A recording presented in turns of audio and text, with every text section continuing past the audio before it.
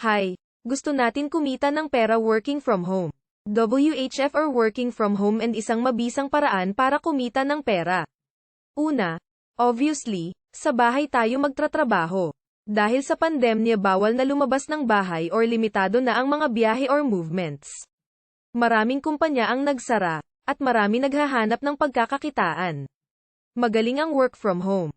Ang kailangan mo lang ay internet connection or data, at Android cellphone and preferably may laptop, though the laptop may be later.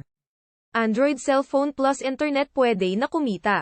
Pangalawa, kailangan ng website para i-showcase ang mga produkto na ibebenta. Good news, gusto natin magkaroon ng 3 website na ipinag-isa, and meron ng products to sell. Meron na for only $29.95, sa peso 1,620 lang. And, all the products will be delivered sa customer natin, at hindi na tayo lalabas ng bahay, at worldwide business pa siya.